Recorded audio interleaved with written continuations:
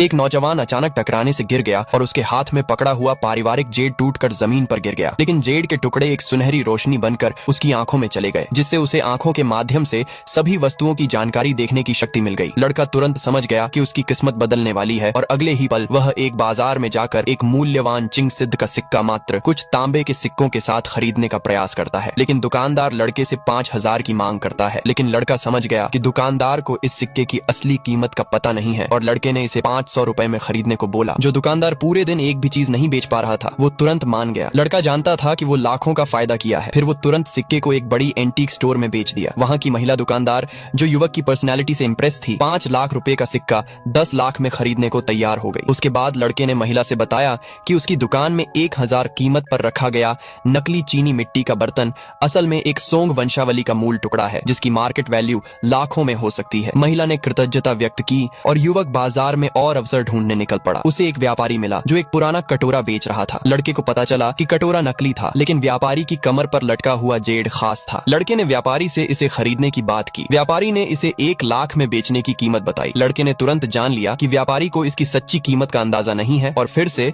सिर्फ 500 का प्रस्ताव दिया। पहले व्यापारी राजी नहीं हुआ, लेकिन लड़के के चले जाने की ओर बढ़ने पर उसने सौदा कर लिया। ट्रेड के बाद व्यापारी को अपनी चालाकी पर गर्व था, क्योंकि उसने बस RS5 में खरीदा था। लेकिन लड़का जानता था कि वह जेड का असली मूल्य 10 लाख के आसपास होगा। लड़का तुरंत वही जेड लेकर उसी महिला के दुकान के पास गया। उससे पूछने से पहले महिला ने उसकी काबिलियत की तारीफ करनी शुरू कर दी और उसकी मदद के लिए धन्यवाद दिया। लड़का अब जेड की कीमत जानना चाहता था। महिला ने एक नजर डालते ही जेड की कीमत 10 लाख बताई, जो युवक को ठीक लगी और उसने तुरंत उसे बेच दिया। महिला लड़के की दृष्टि से इतनी इंप्रेस हुई कि लड़के को स्टोन मार्केट में उसके साथ जाने को बोला और लड़का भी मान गया, क्योंकि उसे स्टोन मार्केट को और ज्यादा अच्छे से जानना था। और फिर मार्केट में क्या हुआ, ये जानने के लिए कमेंट में पार्ट 2 लिखिए।